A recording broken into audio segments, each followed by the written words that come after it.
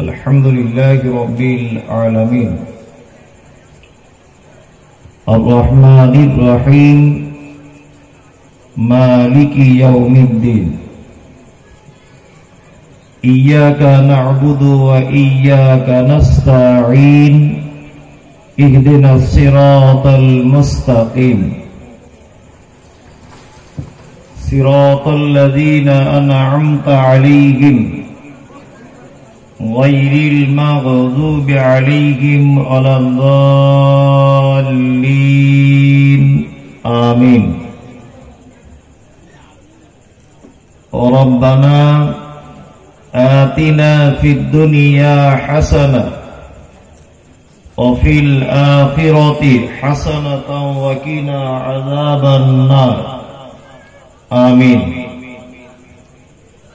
ربنا ظلمنا أنفسنا وإن لم تغفر لنا وترحمنا لنكونن من الخاسرين آمين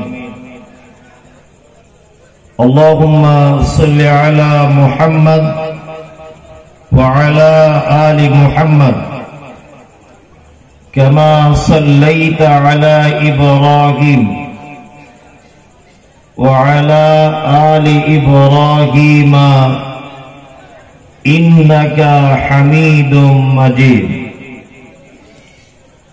اللهم بارك على محمد وعلى آل محمد كما باركت على إبراهيم وعلى آل إبراهيم إنك حميد مجيد آمين رب اشرح لي صدري ويسر لي أمري واحلل عقدة من لساني يفقه قولي ربي زدني علما وقال الله تعالى أعوذ بالله من الشيطان الرجيم بسم الله الرحمن الرحيم قل هو الله أحد الله الصمد لم يلد ولم يولد ولم يكن له كفوا أحد وقال الله تعالى وما آتاكم الرسول فخذوه وما نهاكم عنه فانتهوا عن عائشة رضي الله تعالى عنها قالت قال النبي صلى الله عليه وسلم من عمل عملا ليس عليه أمرنا فهو رد আজকের 32 বিঘা গ্রামের যুবকদের উদ্যোগে মুরব্বীদের সুপরামর্শে আয়োজিত এই দ্বীনি সভার সুযোগ্য নির্বাচিত যোগ্যতম সভাপতি মঞ্চে বসে আছেন আপনাদের গ্রামের বিভিন্ন কৃতি সন্তানগণ প্রশাসনিক বিভাগের যে সমস্ত ভাইরা রয়েছেন শ্রোতা হিসেবে যারা বসে আছেন চলে গেছেন আসছেন এসেছিলেন নারী পুরুষ আবাল বৃদ্ধ বনিতা নির্বিশেষে সকলকে জানাচ্ছি আন্তরিক শুভেচ্ছা ভালোবাসা প্রেম মোবারকবাদ ধন্যবাদ সাধুবাদ স্নেহাশিস যথাক্রমে শ্রেণীগতভাবে আলহামদুলিল্লাহ এতক্ষণ পর্যন্ত আপনারা বিভিন্ন ওলামায়ে কেরামদের কাছ থেকে বা প্রধান অতিথি বিশেষ অতিথি মহোদয়দের কাছ থেকে অনেক মূল্যবান কথা শ্রবণ করেছেন। আমি এসেছি অনেক দূর থেকে। আমি পবিত্র আল কোরআন এবং সহিহ হাদিসকে সামনে রেখে কিছু কথা আলোচনা করার ইচ্ছা প্রকাশ করছি। ওমা তৌফিক ইল্লা বিল্লাহি আলাইহি তাওয়াক্কালতু ওয়া ইলাইহি উনীব। বক্তব্যের প্রারম্ভে ছোট্ট একটি কথা বলে রাখছি, সেটা হচ্ছে এই যে আল্লাহ সুবহানাহু ওয়া তাআলা পবিত্র আল কোরআনের ভিতরে বলছেন, নাহনু নাকুসসু আলাইকা হাসানাল কসাস বিমা আওহাইনা ইলাইকা হাযাল কোরআন। সারা পৃথিবীর যত গদ্য পদ্য কবিতা আবৃত্তি কথা গল্প যা কিছু আছে, আল্লাহ সুবহানাহু ওয়া তাআলা বলছেন আমি কোরআনের ভিতরে যে কথা বর্ণনা করেছি আর যে গল্প বর্ণনা করেছি পৃথিবীর অন্য কোন কিতাবে খুঁজে পাওয়া সম্ভবপর নয়। এটা আল্লাহ সুবহানাহু ওয়া তাআলা নিজে বলছেন। তিবিয়ানা লিকুল্লি শাই, মানে একটা মানুষের জন্ম থেকে মৃত্যু পর্যন্ত এমন একটা বিষয়ে তার প্রয়োজন হবে যেটা কোরআন তার সমাধান দিতে পারবে না, এরকম কিতাব কোরআন নয়। আল্লাহ নিজে বলছেন তিবিয়ানা লিকুল্লি শাই, আমি খাতার পৃষ্ঠার যেমন উল্টায় তেমন উল্টিয়ে উল্টিয়ে সমস্ত কিছু বর্ণনা করে দিয়েছি। একটা খুব সাধারণ কথা আপনাদেরকে বলি, সারা পৃথিবীর একটি আশ্চর্য কিতাব, তার নাম আল কোরআন। পৃথিবীর শ্রেষ্ঠ কিতাব, তার নাম আল কোরআন। তাহলে পৃথিবীর শ্রেষ্ঠ যে কিতাবটি আছে, এই কিতাবটি যেমন তেমন একজন কৃষক, একজন চালক, একজন শ্রমিক, একজন অশিক্ষিত, একজন নির্বোধ, একজন মধ্যশিক্ষিত, তাদের পক্ষে একটা এই দামি কিতাব বোঝা সহজ না কঠিন? হ্যাঁ, আপনার আমার ভাষা বুঝতে পারছেন না? সহজ না কঠিন? কঠিন। একটা সাধারণ অ আ ক খ এই বইটা আপনার পক্ষে বোঝা সম্ভব, কিন্তু আল্লাহ চ্যালেঞ্জ করছেন যেটা পৃথিবীর শ্রেষ্ঠ কিতাব। যালিকাল কিতাবু লা রাইবা ফি হুদাল লিল মুত্তাকিন। এই কিতাবে যে কথা বর্ণনা করা হয়েছে, সন্দেহ তো দূরের কথা, সন্দেহর লেজ মাত্র এতে নেই, সমস্তটা আল্লাহ সুবহানাহু ওয়া তাআলার কথা। তাহলে এই কিতাবটা আমার আপনার মতো সাধারণ মানুষ বুঝতে সক্ষম না অক্ষম? সক্ষম। সুবহানাল্লাহ। আপনি যদি কোরআন মাজিদের ভিতরে ঢোকেন আপনি আর বার হতে পারবেন না। ওই জন্য সারা পৃথিবীতে যারাই পবিত্র আল কোরআনের ভুল খুঁজতে শুরু করেছে, তাদের নয় কোরআনে ভুল নেই এ কথা স্বীকার করতে হয়েছে, আর নয় তাকে পবিত্র আল কোরআনের ছত্র ছায়াতে এসে ইসলাম কবুল করতে হয়েছে। দুটোর একটা অপশন তাকে মেনে নিতেই হয়েছে, কোনো উপায় ছিল না।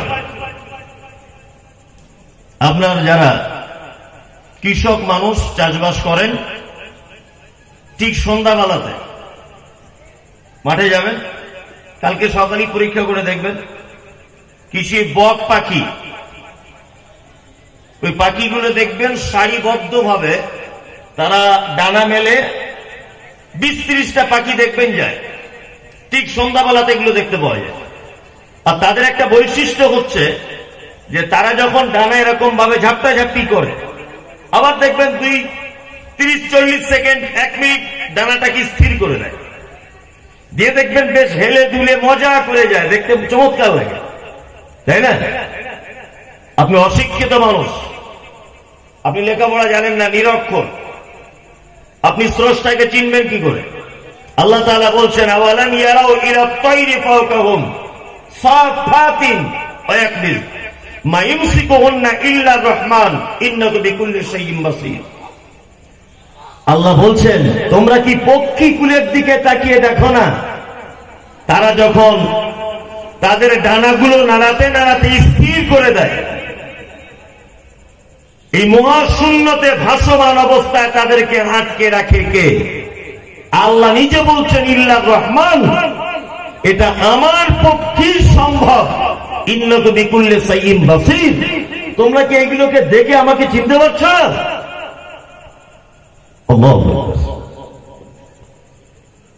আচ্ছা বলুন, কর্ম কোনদিন কর্তা ছাড়া হয়? হ্যাঁ, কর্তা ছাড়া কোনদিন কর্ম হয় না। আপনি কোন একটা হাজি বিরিয়ানির দোকানে বিরিয়ানি খাচ্ছেন, খুব টেস্ট বিরিয়ানিটা। আচ্ছা বলুন তো, এই টেস্টের পিছনে একজন রাঁধুনির হাত আছে না নেই? আছে। আপনি একটা ভালো গান শুনছেন, আচ্ছা বলুন তো, এই গানের পিছনে একজন গায়কের অবদান আছে না নেই? আছে, আছে। আপনি একটা বাসে করে এখান থেকে বর্ধমান টাউনে যাবেন, আপনি বাসের সিটে বসে আছেন, এই বাসটা নিয়ন্ত্রণ করার জন্য একজন ড্রাইভার মশাইয়ের অবদান আছে না নেই? আছে। তার মানে সারা পৃথিবীতে কাজ অর্থাৎ কর্ম কর্তা ছাড়া কখনোই সম্ভব নয়, কখনোই সম্ভব নয়। পূর্ব দিকে সূর্য ওঠে, পশ্চিম দিকে আবার ডুবে যায়, তাই না? ওঠার সময় তার আলোর গতি একরকম, 9টার সময় গতি আর এক রকমের, 11টার গতি আর এক রকমের, 12টার গতি আর এক রকমের। এখনকার দিনে 1টা 2টোর গতি সব থেকে বেশি। আবার যখন 4টে বেজে যায় তখন তার গতি আস্তে আস্তে আস্তে আস্তে নিত্যে নিত্যে নিত্যে নিত্যে মগরিবের আগে এক পর্যায়ে অন্ধকার ঘনিয়ে আসে। আছে কি আছে না? এই যে তাকে প্রতিদিন তোলা, ঠিক টাইমে নির্দিষ্ট জায়গাতে তার আলো ব্যবহার করা, নির্দিষ্ট টাইমে তাকে ডুবিয়ে দেওয়া, আচ্ছা বলুন এটা একটা কাজ কি কাজ নয়? কাজ, কাজ। আচ্ছা এটা যদি কাজ হয় তাহলে এর পিছনে একজন কর্তা আছে না নেই? আছে, আছে। তিনি কে? কে? আল্লাহ। তিনি আল্লাহ। আমি আজকে বক্তব্য বিষয় দেব দুটি বিষয়, দুটি বিষয়। এক, রবের পরিচয়। 2, তার গুণ। 3, মুহাম্মদ সাল্লাল্লাহু আলাইহি ওয়াসাল্লামের পরিচয়। 4, তার আনুগত্য। মূলত বিষয় দুটি, রবের পরিচয়, রবের গুণ, এটি একটি, মুহাম্মদ সাল্লাল্লাহু আলাইহি ওয়াসাল্লামের পরিচয় এবং তার কি আনুগত্য। আপনার টাইম আমি 1 মিনিট লস করব না। আপনি আমার প্রত্যেক কথাতে কথাতে জ্ঞান অর্জন করতে পারবেন বলে আমি নিজে আশা করছি। যদি বলছেন রবের পরিচয়, আমরা এতদিন পর্যন্ত তাহলে আল্লাহর পরিচয় জানলাম না, না আপনি জানেন না। যদি বলছেন আমাদের আল্লাহর পরিচয় জানার জন্য আপনাকে কলকাতা থেকে ছুটে আসতে হলো, আল্লাহ এক, এটা তো আমরা জানি। আপনি যে কত কি জানেন না, একটু পরেই আমি বললে আপনি বুঝতে পেরে যাবেন যে আমি কত ভুল করতাম, কত ভুলের ভিতরে আপনি আছেন। এখন আল্লাহর পরিচয় জানতে হবে কেন? আসলে সব থেকে বড় কথা আমাদেরকে একটা জিনিস জেনে নিতে হবে। উদাহরণস্বরূপ আপনাকে বলছি যে আপনাদের গ্রামে একটা ছেলে মোটর সাইকেল নিয়ে যাচ্ছে, মোটর সাইকেল নিয়ে যেতে যেতে এখন আমি সাইকেল নিয়ে যাচ্ছিলাম, আমার সাথে ধাক্কা লেগেছে। তা আমি গ্রামের অশিক্ষিত একটা ছেলে, ভবঘুরে, কিন্তু বাইকে যে লোকটা ছিল ওকে দেখে মনে হচ্ছে যে লোকটাকে উচ্চ শিক্ষিত এবং জ্ঞানী লোক। তা আমি যখন সাইকেল নিয়ে পড়ে গেলাম, আমি তখন উঠলাম, উঠে বাইক ওরাকে বলছে, শালা তুই আমাকে চিনিস? এই 32 থেকে অমুকের ছেলে, তুই আমায় ধাক্কা মারলি? হাবি জাবি অনেক গালাগালি করছে, কিন্তু উনি তো শিক্ষিত মানুষ। আমার অজস্র গাল খাওয়ার পরে উনি তখন ওনার বুকের আই কার্ডটা বার করে বলছেন, তুমি আমাকে চেনো বাবু? আমি জামালপুর থানার বড় বাবু। আচ্ছা বলুন তো, আমি যখন তার আই কার্ডটা দেখে বুঝতে পারবো জামালপুর থানার বড়বাবু, তখন আমি তার গালাগালি দেবো না আমার তলার দিক দিয়ে পানি ঝরে যাবে? কোনটা? পানি ঝরে যাবে। কারণ এতক্ষণ ওকে আমি গালাগালি করেছি, ওর ক্ষমতা, ওর যে কি পাওয়ার, ওর একটা সিগনেচারে আমার 12 বছর জেল হয়ে যেতে পারে, ওর একটা সিগনেচারে আমি ফাঁসির কাছে পর্যন্ত ঝুলতে পারি, হ্যাঁ, ওর একটা কথাতে আমি এখন লকাপে চলে যেতে পারি। এই গুণটা যখন আমার মাথাতে, তার পাওয়ার, তার ক্ষমতা, তার গুণ, এইটা যখন আমি জানতে পেরে গেলাম, তাহলে ওই লোকটার প্রতি আমার শ্রদ্ধা, ভালোবাসা, ভয় বাড়বে না কমবে? হ্যাঁ, বাড়বে। আর গালাগালি দেবো না স্যার বলে ডাকবো?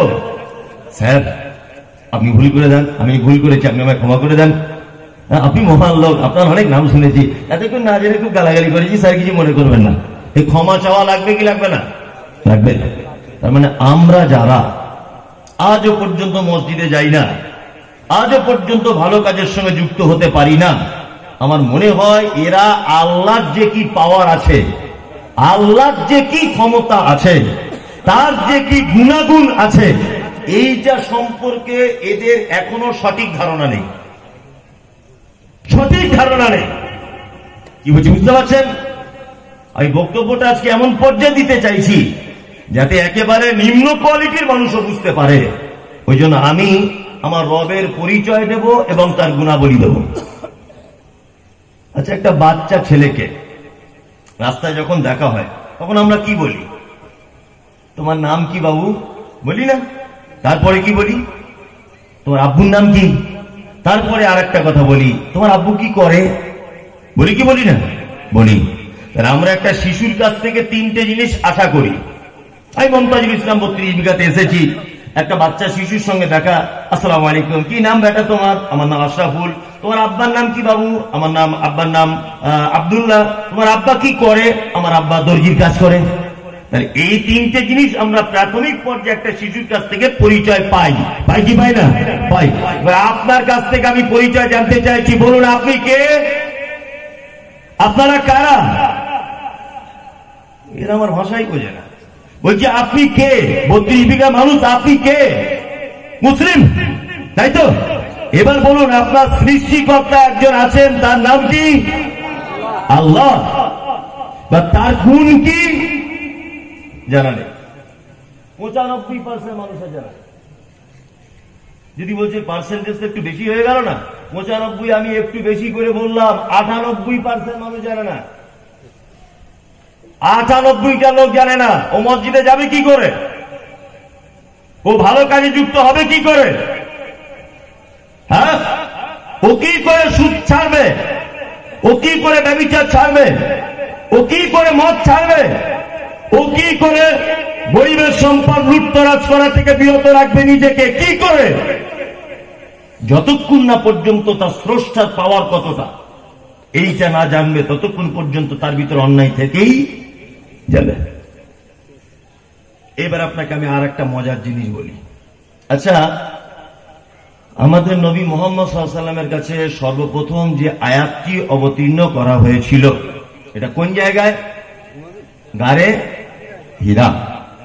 গুহাটার নাম ছিল গারে হীরা, আর যে পাহাড়ে গুহাটা ছিল তার নাম জাবালে নূর, পাহাড়টার নাম।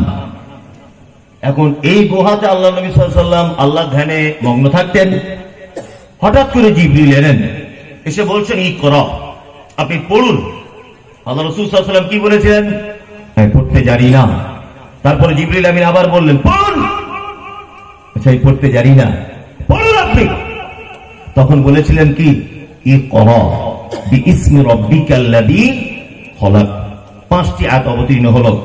বক্তব্যটা শেষ পর্যন্ত গভীরভাবে শোনার আপনার বিনীত অনুরোধ করছি। আপনি নড়াচড়া করবেন না, একদম কোন রকমের ডিস্টার্ব করবেন না, চুপচাপ মেরে বসবেন। তাহলে কোরআনের প্রথম আয়াত অবতীর্ণ হলো কোন বিষয়ে? কি বিষয়ে?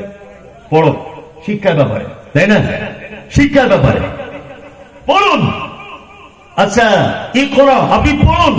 বিইসমি রাব্বিকাল্লাযী খলাক, ওই প্রভুর নামে আপনি পড়ুন যে প্রভু আপনাকে সৃষ্টি করেছে। এখানে একটা মারাত্মক গেঁড়াকল আপনাকে আমি বুঝিয়ে দিচ্ছি। আল্লাহ মুহাম্মদ সাল্লাল্লাহু আলাইহি ওয়াসাল্লামকে বলছেন আপনি পড়ুন, ভালো করে বুঝবেন। তারপরে বলছেন আপনি পড়ুন ওই প্রভুর নামে যিনি আপনাকে সৃষ্টি করেছেন। আচ্ছা বলুন তো কি পড়বেন, সেই পড়াটা কি? এটা আল্লাহ তাআলা বলছেন না, বলছেন না। তাহলে মুহাম্মদ সাল্লাল্লাহু আলাইহি ওয়াসাল্লাম পড়বেনটা কি? ও রবের নামে পড়বেন, এতটুকু জানতে পারলাম। পড়তে হবে, এতটুকু জানতে পারলাম। পড়বো কি আমরা জানতে পারলাম না, বা আল্লাহ জানালেন না। আল্লাহ এই ব্যাপারে সূরা মুহাম্মাদের ভিতরে বলছেন ফালাম আন্নাহু লা ইলাহা ইল্লাল্লাহ মুহাম্মদ সাল্লাল্লাহু আলাইহি ওয়াসাল্লাম। সর্বপ্রথমে আপনাকে এই জ্ঞান অর্জন করতে হবে আল্লাহ ছাড়া কোনো কি উপাস্য নাই। তাহলে একটা মানুষ ঈমান আনার পরে পরে তার প্রথম জ্ঞান অর্জন করতে হবে কি? ফালাম। আল্লাহ মুহাম্মদ সাল্লাল্লাহু আলাইহি ওয়াসাল্লামকে বলছেন আপনি জানুন আন্নাহু লা ইলাহা ইল্লাল্লাহ। তাহলে ঈমান আনার পরে প্রথমে জ্ঞান রাখতে হবে কিসের? লা ইলাহা ইল্লাল্লাহ। আচ্ছা এইবারে লা ইলাহা দিয়ে তাহলে আমি জ্ঞান দেওয়া শুরু করি, তাই না? শুরু করছি। এক, লা ইলাহা ইল্লাল্লাহ। আচ্ছা এর মানেটা কি একজন বলুন তো? আল্লাহ ছাড়া কোনো মাবুদ নেই। হ্যাঁ, এই যে 98 বলেছিলাম লোক জানে না, 2% মানুষ জানে, তার ভিতরে একজন জানে। আর বেশিরভাগ লোক এটাই বলবে যে আল্লাহ ছাড়া কোনো মাবুদ নাই, তাই না? জি, এখানে আল্লাহ ছাড়া মাবুদ ছাড়া পৃথিবীতে ভর্তি, ভর্তি না? ভর্তি। মাবুদের শেষ নাই, কিন্তু এখানে ব্যাখ্যা করতে হবে, মানে করতে হবে লা ইলাহা ইল্লাল্লাহ মুহাম্মদ লা ইলাহা ইল্লাল্লাহ। আল্লাহ ছাড়া কোন সত্য উপাস্য নাই সারা পৃথিবীতে। আল্লাহর স্থানে আমরা যাদেরকে দেখতে পাই সব কি ভুয়ো, সব মিথ্যা। কি বললাম বুঝলেন না? এই যে যত আছে আপনারা দেখতে পান, আমার বাচ্চা কাচ্চা হচ্ছে না, আমার বইয়ের মাজারে যাওয়া, ওই অনেক বাবার কাছে যাওয়া, ওই অমুক ফকিরের কাছে যাওয়া, ওই অমুক পীর সাহেবের কাছে যাওয়া, অমুক বাবার কাছে যাওয়া, অমুক দরগাতে যাওয়া, গাছতলাতে যাওয়া, পীরতলাতে যাওয়া, অমুক বাবার কাছে যাওয়া, এই সমস্ত ক্ষমতা পৃথিবীর কোন কারো আছে? এইটা যারা মনে করে তাদের আর লা ইলাহা টিকলো কি টিকলো না? টিকলো না। প্রথমে আল্লাহ তাআলা শব্দ ব্যবহার করেছেন লা ইলাহা, নেই কোন উপাস্য, নেই কোন সত্য মাবুদ, নেই কোন আইনদাতা, নেই কোন রুজির মালিক, নেই কোন ভালো মন্দের মালিক, নেই কোন বিধানদাতা, নেই কোন সুস্থতা অসুস্থতার মালিক ইল্লাল্লাহ। একমাত্র আছে কে? কে? আল্লাহ। এইখানে একটা কথা বলে দিয়ে যায়, এই কথাটা একটু দ্বিমত হতে পারে।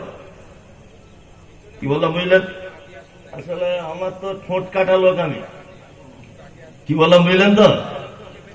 আসলে বক্তব্য ওই জন্য আমি সব জায়গায় যেতে চাই না। মানে যাওয়ার আগে মানুষ অনেক রকমের অনেক কিছু, হুজুর এইটা বলবেন না সমস্যা হবে, এইটা বলবেন খুব ভালো হবে, তা ভেবেছি ওরটাই বলবো। আরেকজন এসে বলছে ওরে বাবা ওটা বলাই যাবে না, ভালো, তো ওরটা বাদ দিয়ে দিলাম। আরেকজন এসে বলছে হুজুর এইটা বললে খুব জুত হয়। মানে কার কথা শুনি? আজকে ভেবে এসেছিলাম আমি এক রকমের বক্তব্য দেব, কিন্তু সেই লাইন থেকে আমাকে বার হয়ে একটা অন্য লাইনে চলছি। আপনাকে যেটা বলছি সেটা হচ্ছে এই পবিত্র আল কোরআনে এই মুহূর্তে আলেম ওলামার একটা বক্তব্য রাখছে। কি বক্তব্য? ওয়াতাসিমু বিহাবলিল্লাহি জামিআন ওয়া লা তাফাররাকু। তোমরা বিভিন্ন দলে বিভক্ত হয়ে যাও না।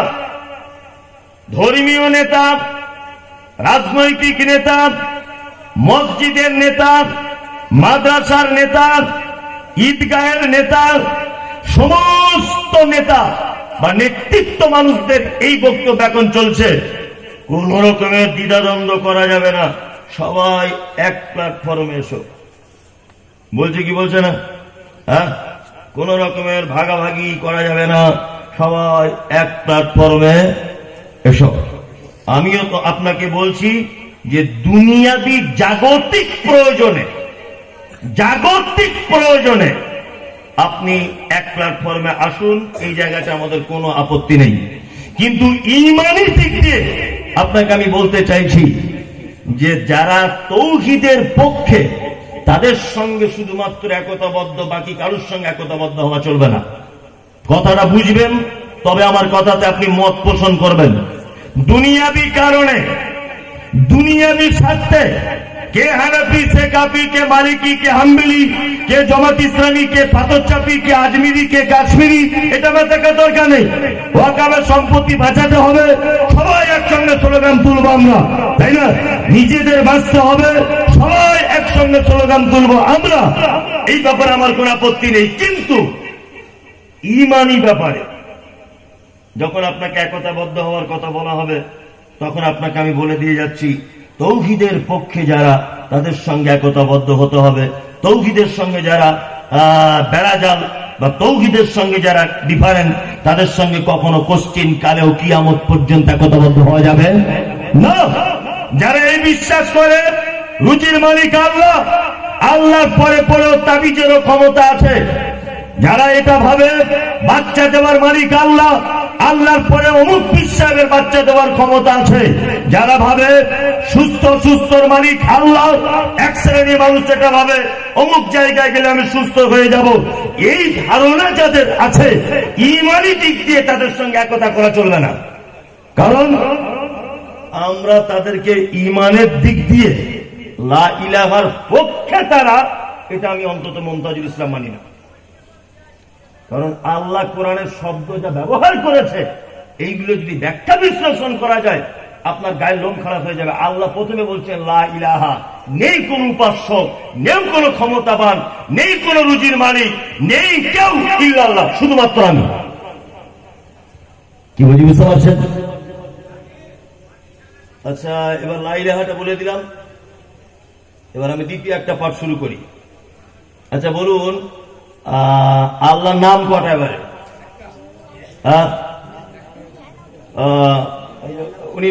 উনি ভালো জানেন, উনি বলছেন 99টা। উনি বলছেন 99টা, আর 99টায় আমরা 85 নয় 95% জানি 99টা, তাই না? এই যে কায়দা বগদাদিতে আমাদের পড়ানো হয়েছে কি, ইয়া আল্লাহ, ইয়া রহমান, ইয়া রহিম, ইয়া মালিক, ইয়া কুদ্দুস, ইয়া সালাম, ইয়া মুমিন, ইয়া মুহাইমিন, ইয়া আজিজ, ইয়া জব্বার, বলেছি না? অরিজিনালও তাই। আমি মুমতাজুল ইসলাম, এটা আমার কি নাম? আমি বক্তা, এটা আমার গুণ। হিমসাগর, এটা আমার নাম। খুব মিষ্টি, ওটা ওর নাম না গুণ? হ্যাঁ, গুণ। আমি মুমতাজুল ইসলাম। আমি বড় বিজনেসম্যান, এটা আমার গুণ। আমি চোর, এটা আমার গুণ। আমি ডাকাত, এটা আমার গুণ। আমি মাস্টার, এটা আমার গুণ। নাম আমার একটাই, মুমতাজুল ইসলাম, তাই না? আল্লাহর নাম একটাই, তার নাম জোরে বলুন, আল্লাহ। কি নাম? আল্লাহ। একটাই তার নাম, আল্লাহ।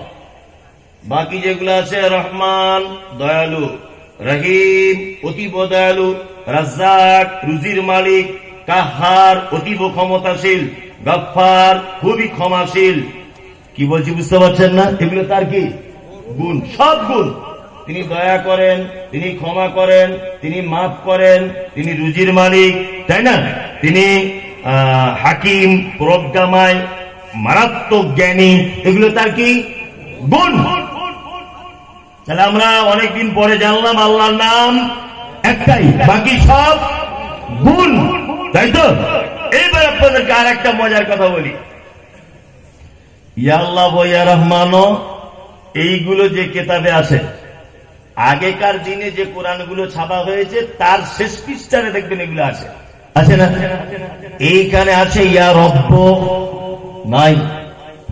কিন্তু আল্লাহকে আমরা আর একটা নামে ডাকি, তার নাম কি?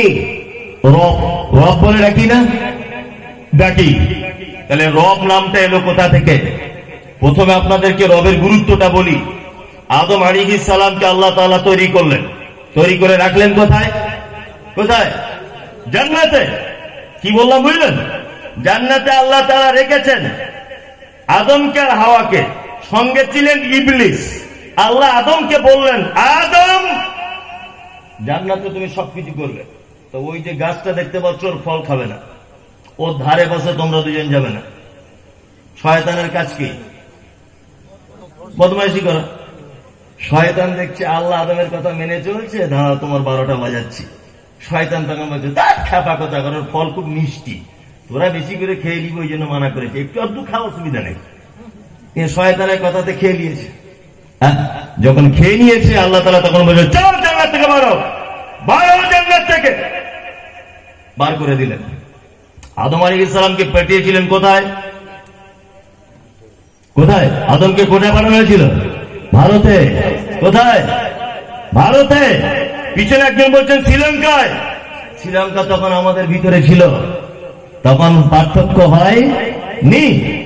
আর হাওয়া আলাইহিস সালামকে পাঠিয়েছিলেন কোথায়? জিদ্দা।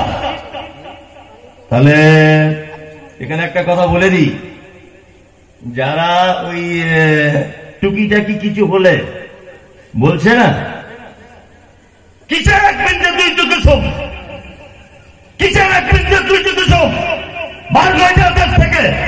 দেখছেন না, মোবাইলে দেখতে পাচ্ছেন এগুলো? কোন জায়গার কুসুম এটা একা একা দেখা করে বলে দেবো কোন জায়গার কুসুম। মাইকে বলা যাবে না, এটা একা একা আমার সঙ্গে দেখা করো বলে দেবো কোন জায়গার কুসুম ওটা। বদমাইশি জায়গা পাও না, দেশ থেকে বেরিয়ে যাও মানে? দেশ কি তোমার বাপের পৈতৃক সম্পত্তি? এটা সারা পৃথিবীর ইতিহাস বলছে, এটা পৃথিবীর প্রথম মানব আদম আলাইহিস সালাম, তিনি এই দেশের মাটিতে সর্বপ্রথম আগমন করেছিলেন, ভারতের মাটিতে। দেশ থেকে বেরিয়ে যাওয়া মানে? সারা ভারতবর্ষে যখন ব্রিটিশ বিরোধী আন্দোলন শুরু হয়, ব্রিটিশরা গোয়েন্দা পাঠিয়েছিল, দেখো ভারতবর্ষ থেকে আমাদের তাড়াবার জন্য সর্বপ্রথম বিরোধিতা করছে কারা? ব্রিটিশ গোয়েন্দারা তারা রিপোর্ট পেশ করেছিল যে সব থেকে বেশি ব্রিটিশ বিরোধী আন্দোলন বা আপনাদের ভারত ছাড়ার জন্য বেশি সংগ্রাম যারা করছে তারা দাড়ি টুপিওয়ালা মৌলভী সাহেবরা। ইতিহাস আজও সর্বোজ্জ্বল করে বিভিন্ন বইয়ের পাতাতে লিখতে পাওয়া যায় যে এক রাত্রিতে ব্রিটিশদের হাতে 40,000 দিল্লির চাঁদনি চক থেকে দিল্লির খায়বার পর্যন্ত শুধু দাড়িওয়ালা টুপিওয়ালা আলেমরা এক রাত্রিতে 40,000 প্রাণ দিয়েছে। আমরা দেশ থেকে চলে যাওয়া মানে কার দেশ এটা? ইতিহাস জানো না? 1947 সালে 15 আগস্টে যখন দেশ স্বাধীনতা লাভ করে, এই স্বাধীনতার সময় সর্বপ্রথম আমরা শহীদ হয়েছি, আমরা রক্ত দিয়েছি। তার জ্বলন্ত প্রমাণ দিল্লির গেটে আজও পর্যন্ত 60,000 আমাদের আলেম ওলামা, দাড়িওয়ালা, টুপিওয়ালা, পাঞ্জাবিওয়ালাদের নাম লেখা আছে। ওখানে শুভেন্দু অধিকারী বাবার নাম লেখা নেই, দিলীপ ঘোষের জ্যাঠার নাম নেই, ওখানে নরেন্দ্র মোদী ঠাকুরদার নাম ওখানে লেখা নেই, মৌলানা আশফাকুল্লাহ খান, ইসমাইল অমৃতসরী, মৌলানা আহমদুল্লাহ, মৌলানা আশফাকুল্লাহ, মীর নিসার আলী, এই সমস্ত প্রখ্যাত ব্যক্তিদের 60,000 নাম আমরা আজও পর্যন্ত লিখে রেখে দিয়েছি। কোন কুসুম মানে? বিয়াদব কোথাকারে কোন কুসুম তুমি জানো? আমরা কোন দেশের নাগরিক? হ্যাঁ, এই দেশের প্রত্যেক প্রাসাদে, প্রাচীনতম প্রাসাদে আমাদের ফোটায় ফোটায় রক্তর অবদান রয়েছে। কথা বলার আগে একটু হিসাব করে কথা বলিও। বড় পাঞ্জাবি পরে ঘুরি বলে ভাবছেন কি আমরা ইতিহাস জানি না? হ্যাঁ, দাঁড়িয়ে রেখে ঘুরছি বলে কি আমরা ইতিহাস পড়িনি? আপনাকে একটা নতুন ইতিহাস বলে দিলাম, নতুন নয় পুরাতন, স্মরণ করিয়ে দিলাম। আমাদের আদি পিতা আদম আলাইহিস সালাম এই দেশের মাটিতে এসেছিলেন, মনে থাকবে না? তারপরে জিদ্দাতে ছিলেন কে? হাওয়া। এবার দুইজন দুই ধার থেকে দোয়া করছেন, দুইজন ভুল করেছেন, ফল খেয়ে ফেলেছেন। কি দোয়া করছেন?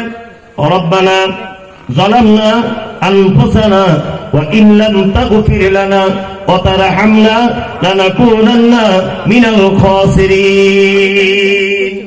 দোয়া করছেন আল্লাহ রব্বানা যালামনা, আমরা জুলুম করেছি আনফুসানা, নিজেদের নাফসের উপরে, ওয়া ইল্লাম তাগফির লানা, আপনি আমাদেরকে ক্ষমা করে দেন, ওয়া তারহামনা, আমাদের উপর রহম করুন, লানাকুনান্না মিনাল খাসিরিন, তাহলে আমরা ক্ষতিগ্রস্তদের অন্তর্ভুক্ত হয়ে যাব। এবার আদম আর হাওয়া বারবার যখন দোয়া করছেন, আল্লাহ এক পর্যায়ে বললেন, যা তোদেরকে ক্ষমা করে দিলাম। ক্ষমা হয়ে গেল। এই কথা বলছে কারা? একদম কথা বলা যাবে না, কথা বলা নিষেধ। আমি তো এখানে বাঁদরের খেলা দেখাতে আসিনি, আপনি কথা বলবেন না। আদম আলাইহিস সালামকে আল্লাহ ক্ষমা করলেন, হাওয়াকে ক্ষমা করলেন। ক্ষমা করার পর আল্লাহ আদমকে ডেকে তখন বলছেন, আলাস্তু বিরব্বিকুম, আদম বলো আমি কি তোমাদের রব নই? আদম আলাইহিস সালাম তখন বলেছিলেন, ক্বালু বালা, আল্লাহ হ্যাঁ আপনি আমাদের রব। তাহলে আদম আলাইহিস সালামের কাছ থেকে আল্লাহ নিজের পরিচয় কি নামে নিয়েছেন? কথা বলুন, রব। একটা মানুষ মারা গেল,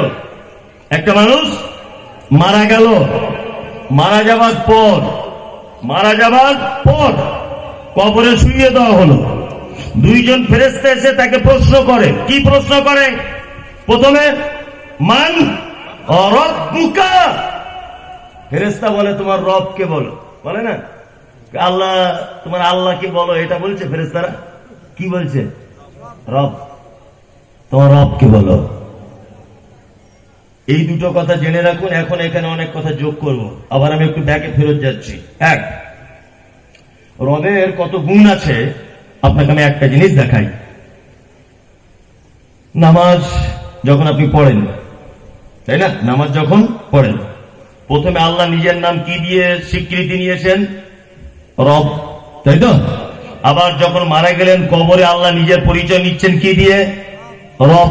এবার আপনি নামাজ পড়বেন, আল্লাহু আকবার, আমার দিকে ফিরুন, আমি 2 রাকাত নামাজ পড়ছি, আলহামদুলিল্লাহি রাব্বিল আলামিন। প্রথম আয়াতে কি বলি? রব্বিল, রব বলি না? রব হলো, আপনি আবার সূরা শেষ করে দিয়ে রুকুতে চলে গেলেন। রুকুতে কি একটি দোয়া বলতে হয়, সুবহানা রাব্বিয়াল আযীম।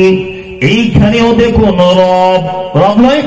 আবার আপনি রুকু থেকে উঠলেন, একটা দোয়া বলতে হবে, রব্বানা লাকাল হামদ। এইখানেও দেখুন রব। আবার আপনি সিজদায় চলে গেলেন, সিজদায় যাওয়ার পরে আপনাকে একটা দোয়া বলতে হয়, সুবহানা রাব্বিয়াল আলা। এইখানেও দেখুন রব। রব আছে না নেই? হ্যাঁ, নামাজের ভিতরে আল্লাহ শব্দ বেশি ব্যবহার হয়েছে না রব? রব। এইবারে নামাজ শেষ, আসসালামু আলাইকুম ওয়া রাহমাতুল্লাহ, আসসালামু আলাইকুম ওয়া রাহমাতুল্লাহ, নামাজ শেষ, তাই না? বাচ্চা কাচ্চা হচ্ছে না? 13-14 বছর বিয়ে করেছেন, তাই না?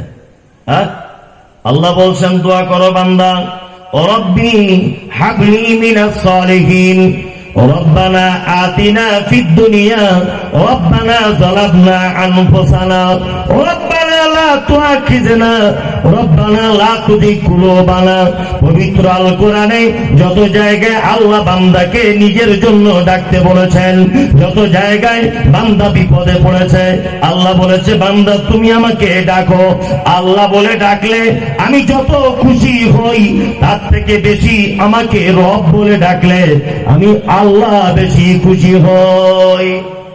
আল্লাহকে রব বলে ডাকলে বেশি খুশি হয় না আল্লাহ?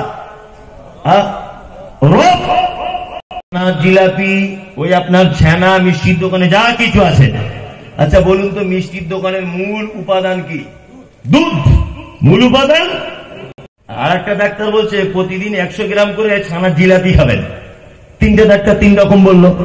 আচ্ছা আমি যদি 3টে ডাক্তারের কথা বাদ দিয়ে শুধু 1 কেজি করে দুধ প্রতিদিন পান করি, তাহলে ওদের 3 জনের ভিতরে যে ভিটামিন গুলো আছে, এই ভিটামিন টোটালটাই দুধে পাবো কি পাবো না? পাবো কি পাবো না? পাবো।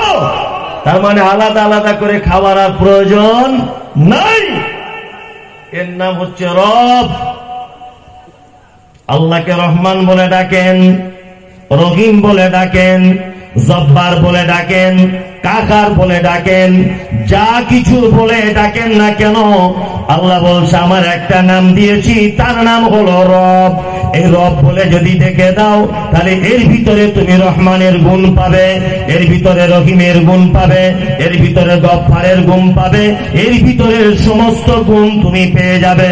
ওই জন্য বান্দা, নামাজ যখন শেষ হয়ে যাবে, আমাকে যখন তুমি ডাকবে, তখন বারবার বলবে রব্বানা আতিনা ফিদ দুনিয়া, রব্বানা যালামনা আনফুসানা, রব্বানা লা তুযিগ কুলুবানা, রব্বানা হাব লানা মিন আজওয়াজিনা, রব্বি হাবলি মিনাস সালিহিন। সব জায়গায় কোরআন মাজিদে যত জায়গা আল্লাহ দুয়া শিখিয়েছেন, আল্লাহকে কি বলে ডাকতে বলেছে? রব। কি বলে? রব। আল্লাহু আকবার। এইবার আমি আর একটা কথা বলে দিই। আচ্ছা, আমরা অনেক লোক আছি যারা 30 বছর নামাজ পড়ছি, দোয়া করছে 30 বছর, 30 বছর দোয়া করছে। এই লোকটাকে যখন বলছি চাচা কত বছর নামাজ পড়ছে, বলছি 30 বছর হয়ে গেল, তবে আর পড়বো না বেশি দিন। কেন বাপ, কি সমস্যা হলো? বলছি শালা এত দোয়া, একটা ছেলে দাও। ছেলে আর হওয়ানো গেল না, আর আমি সে 30 বছর ভ্যান চালিয়ে আসছি, আমার রুজি রোজগারে বরকতি নাই। হ্যাঁ, ওই জন্য ভাবছি বাপ আর নামাজ টামাজ পড়বো না, ছেড়ে দেবো সব। ভালো করে বুঝবেন, আসলে ও আল্লাহকে ডাকতেই জানে না, ওই জন্য কিছু মাল পায় না। কি বললাম বুঝলেন? হ্যাঁ, আল্লাহ পবিত্র আল কোরআনে বলছেন ওয়ালিল্লাহিল আসমাউল হুসনা ফাদউ বিহা। আল্লাহ বলছে আমার অজস্র গুণাবলী আছে, সুন্দর সুন্দর, সেই গুণগুলোর মাধ্যমে আমাকে ডাকো। মাইকটা এখন হঠাৎ করে খারাপ, হঠাৎ করে। এই যে ছেলেটা মানে মাওলানাটা বসে আছে, ও আমার মাদ্রাসাকে ছেলে বলা যাবে না, তো ও আমার মাদ্রাসা শিক্ষক। তা যদিও আমার থেকে অনেক ছোট, প্রায় 10-15 বছরের মনে হয় ছোট হবে, যাই হোক, বলে একদম অল্প বয়স, তো আমার মাদ্রাসা একজন শিক্ষক। তা মাইকটা খারাপ, ওকে যদি আমি এখন ডাকি, এই আপনি এখানে আসুন তো। আচ্ছা, ও আলেম মানুষ, হাফেজ মানুষ, মাওলানা মানুষ, ও এসে মাইকের কোন উপকার করতে পারবে? হবে? আর আপনি আলু চাষি, ভালো, খুব ভালো, দামোদরের সাইডের নদীর পাশে জমিতে আলু চাষ করেন, আপনাকে যদি আমি ডাকি সাইফুল ভাই একবার এসে তো ভাই মাইকটা খারাপ, ও কোন উপকার করতে পারবে? একটা ইঞ্জিনিয়ারকে যদি ডাকি, একটা এই গ্রামের মাস্টার মশাইকে যদি ডাকি, ও মাইকের কোন উপকার করতে পারবে? পারবে না, কোন উপকার করতে পারবে না, মাইকের অন্তত পক্ষে। কিন্তু মাইকের যে একটা মিস্ত্রি, সে যদি একটা ছেঁড়া আন্ডারপ্যান্ট পরেও যদি থাকে, আর তাকে যদি আমি ডাকি এই আশরাফুল এদিকে মাইক খারাপ, তো ও এসে উপকার করতে পারবে কি পারবে না? পারবে। তার মানে যে জায়গায় যাকে যেখানে দরকার সেখানে ডাকতে হবে, উল্টো পাল্টা কাউকে ডাকলে চলবে না। সংসারে আপনার টাকার দরকার, রুজির দরকার, আপনি কি দোয়া করছেন? আল্লাহ রুজি দাও, আল্লাহ আলু চাষ করেছি এবারে বিঘাতে 60 বস্তা দাও, আল্লাহ গম চাষ করেছি অনেক অনেক দাও, আল্লাহ রুজি বরকত দাও, আল্লাহ 4টে মেয়ে 2টো ছেলে রুজিতে বরকত দাও। কিয়ামত পর্যন্ত এই দোয়া করলে বরকত হবে না। আমি মমতাজুল ইসলাম এটা বলে দিয়ে গেলাম, কিয়ামত পর্যন্ত যদি আপনি বলেন আল্লাহ আমার রুজিতে বরকত দাও, রুজিতে বরকত দাও, রুজিতে বরকত দাও, কোশ্চিন কালে দোয়া কবুল হবে না। যদি বলছেন তাহলে কি করে ডাকলে কবুল হবে? এই যে আল্লাহ বলছে ওয়ালিল্লাহিল আসমাউল হুসনা, আমার অজস্র গুণাবলী রয়েছে সুন্দর সুন্দর, সেই গুণাবলীর মাধ্যমে তোমরা আমাকে ডাকো। রুজির অভাব, বলতে হবে ইয়া রাজ্জাক, হে রুজির মালিক, তুমি আমার রুজির ব্যবস্থা করে দাও। পাপ করেছেন, মারাত্মক বড় পাপ, দোয়া করছেন আল্লাহ ক্ষমা করে দাও, আল্লাহ ক্ষমা করে দাও, আল্লাহ ক্ষমা করে দাও, তখনও ক্ষমা হবে না। বলতে হবে কি? ইয়া গফফার, হে চরম ক্ষমাশীল, তুমি আমাকে ক্ষমা করে দাও। সংসারে অশান্তি, স্বামী স্ত্রীতে লেগেই আছেন, হ্যাঁ, একটু শান্তি চাই, একটু দয়া চাই, একটু করুণা চাই। আল্লাহকে বলুন হে রহমান, চরম দয়ালু, তুমি আমার সংসারে একটু দয়া করো, তাহলে দোয়া কবুল হবে। মানে কোন জায়গায় কিভাবে তাকে ডাকতে হয় এটা আগে শিখতে হবে। কি বলছি বুঝতে পারছেন না? হ্যাঁ, গরুর কান ধরে যদি টানেন দুধ পাবেন না। কোথাও সারাদিন যদি টানা হেঁচড়া করেন এক ফোঁটা বার হবে না।